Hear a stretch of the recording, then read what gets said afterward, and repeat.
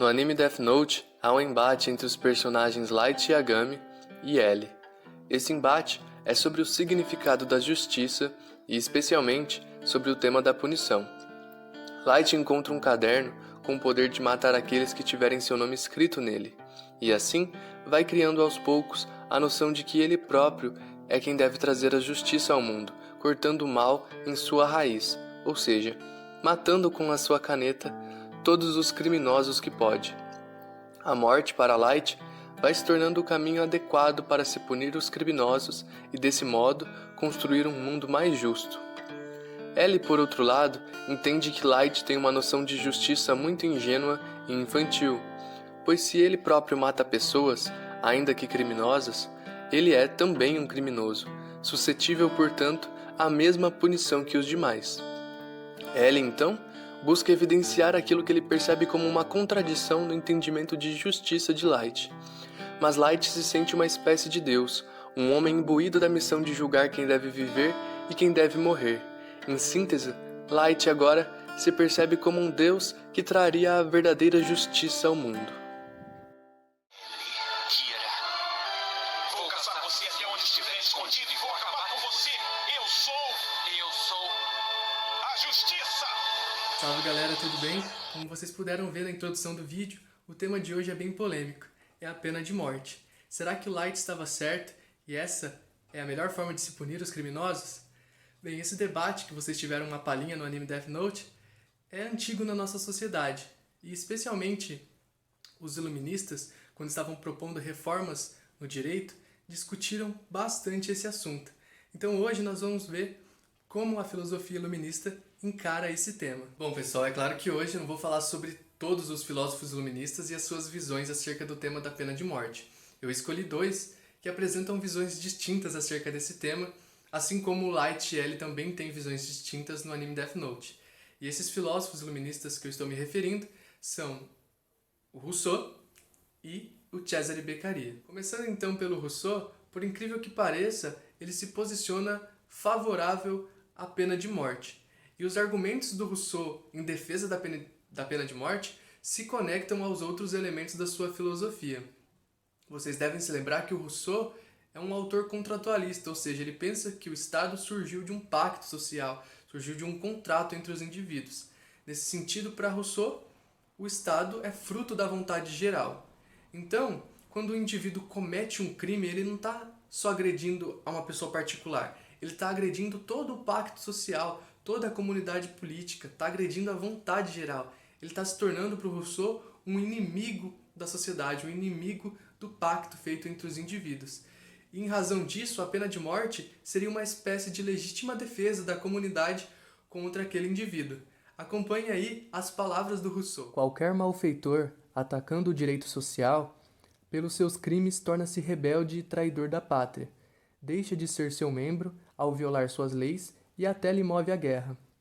A conservação do Estado é, então, incompatível com a sua, sendo preciso que um dos dois pereça. E quando se faz que um culpado morra, é menos como cidadão do que como inimigo. Os processos e o julgamento são as provas e a declaração de ele ter rompido o tratado social, não sendo mais, consequentemente, membro do Estado.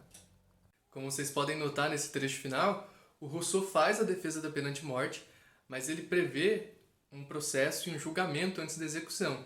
Nesse sentido, então, ele se distancia do Light, que simplesmente quer sair matando todo mundo com seu caderninho lá, né?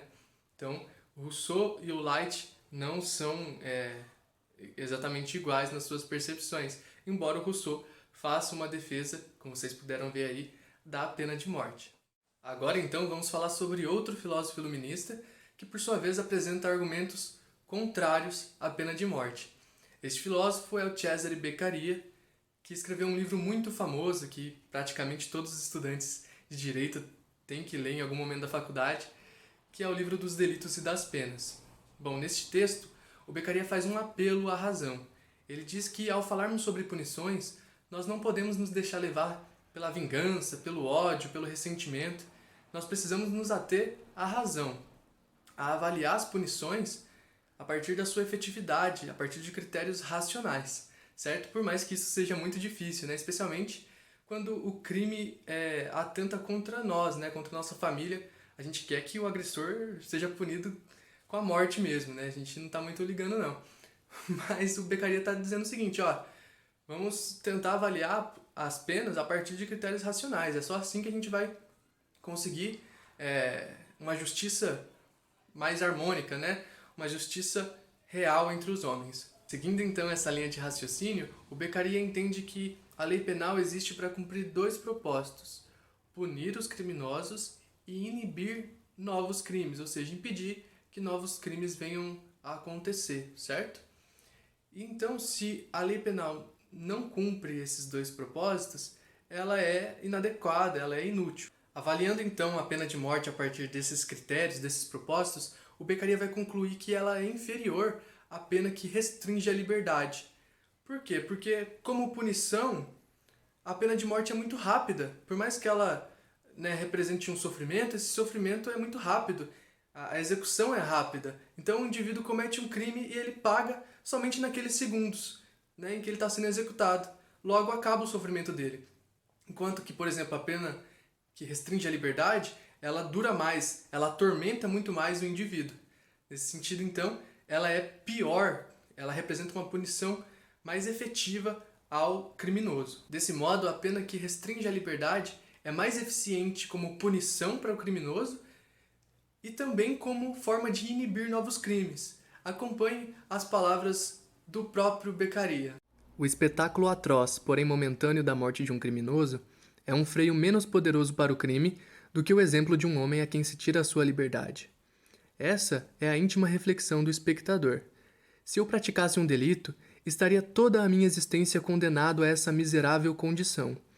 Essa ideia tétrica causaria mais assombro aos espíritos do que o temor da morte, que se entrevê apenas um momento numa obscura distância que diminui o seu horror. Na mesma direção, Beccaria argumenta que em diversas épocas, em diversas sociedades, a pena de morte foi admitida e foi utilizada, mas ainda assim os crimes não deixaram de ocorrer. Então, isso por si só já mostra, já evidenciaria para o Beccaria que a pena de morte ela é ineficaz. A experiência de todos os séculos demonstra que a pena de morte jamais deteve celerados com a firme determinação de praticar o mal. E ele ainda continua. O Beccaria argumenta que a pena de morte cria uma cultura de violência, uma cultura sanguinária que não faz nada bem para a sociedade. Como vocês devem saber, por muito tempo as punições foram feitas em praças públicas e as pessoas então assistiam às execuções com tortura, com muita violência, como se fosse um entretenimento. Aquilo não estava gerando temor mais nas pessoas, estava sendo visto como uma espécie de entretenimento mesmo. Então, o Beccaria está tentando mostrar isso. Olha, a pena de morte não está servindo, por mais violenta que ela seja, como um freio ao crime. Ela não é eficaz nesse sentido. Por fim, essa filosofia do Beccaria evidencia que a pena de morte é uma contradição, porque se o Estado estabelece como crime o assassinato, por que o próprio Estado vai assassinar? Né? O Estado está transferindo a noção daquilo que é justo para um crime, está transferindo a noção do que é a justiça para uma coisa que ele próprio considera como imoral e ilegal. Então, um assassinato continua sendo um assassinato, ainda que ele seja aprovado pela maioria. Bom, e para concluir então essa temática de hoje, de acordo com a filosofia iluminista, o que o Light estava fazendo não era o correto. Mesmo o Rousseau, que como nós vimos, fazia a defesa da pena de morte, ele discordaria dos métodos empregados pelo Light, uma vez que o Light não se preocupava muito com processo, com julgamento. Ele saía executando com seu caderninho lá, torto e à direita, sem dó. E o Beccaria, por sua vez, discordaria completamente do Light, né? Uma vez que o Beccaria sustenta que a pena de morte é absolutamente ineficaz. Então, espero que vocês tenham gostado do vídeo e gostaria de fazer um convite. Conheçam a nossa página no Instagram, Escola Nerd GD, né, de Gustavo Diniz. E também se inscrevam no canal, deixem o like aí para ajudar o vídeo a ser compartilhado na plataforma, beleza? Então muito obrigado e até o próximo vídeo.